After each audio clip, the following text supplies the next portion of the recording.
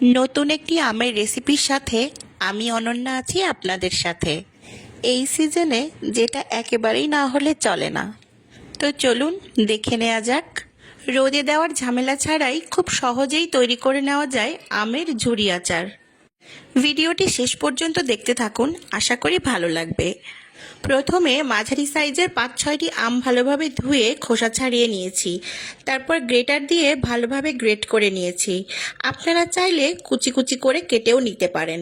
এখন কিছুটা লবণ দিয়ে আমটা ভালোভাবে মেখে রেখে রেস্টে রেখে দিব 10 মিনিট। এতে করে আমটা অনেক সফট হয়ে যাবে। আচারের জন্য একটি মশলা তৈরি করে নিব। আমি এখানে জিরা, মৌরি, মেথি, কালো জিরা, শুকনো মরিচ, ধনিয়া এবং কালো সরিষা ব্যবহার করেছি।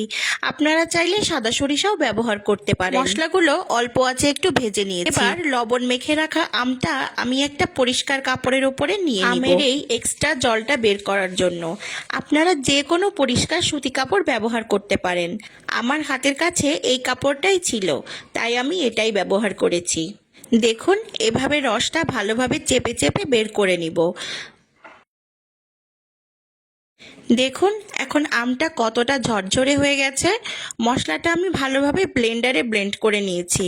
একদম মিহি করিনি, একটু দানা দানা রেখেছি। এতে করে আচারটা কিন্তু খেতে বেশি ভালো লাগবে।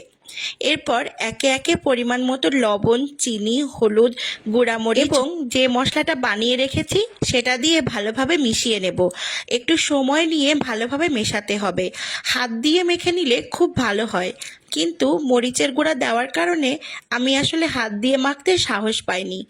অন্যদিকে কড়াইতে সরিষার তেল গরম করতে দিয়েছি। খুব ভালোভাবে গরম করে নিতে হবে। তেলটা খুব ভালোভাবে গরম হয়ে এলে এতে শুকনো মরিচ এবং পাঁচফোড়ন দিয়েছি।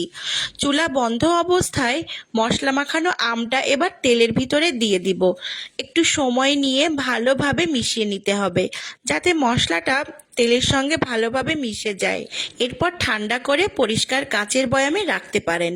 আমি অল্প পরিমাণে বানিয়েছি, তাই কোনো ভিনেগার ব্যবহার করিনি। যারা বেশি পরিমাণে বানিয়ে দীর্ঘদিন সংরক্ষণ করতে চান তারা ভিনেগার ব্যবহার করতে পারেন। 1 বছর পর্যন্ত আচার ভালো থাকবে। দেখুন রোদ ছাড়া কিভাবে খুব সহজেই আমের আচার তৈরি হয়ে গেল। খিচুড়ি বা যে কোনো ভর্তার সঙ্গে খেতে কিন্তু খুবই ভালো লাগবে। এই রেসিপি অনুযায়ী একবার বানিয়ে খেয়ে দেখবেন, আশা করি ভালো লাগবে। কেমন লাগলো আমাকে কমেন্টে জানাতে কিন্তু ভুলবেন না। ভালো লাগলে অবশ্যই প্রিয়জনকে বানিয়ে খাওয়াবেন। আর লাইক, কমেন্ট, শেয়ার করে আমার পাশে থাকবেন। ধন্যবাদ।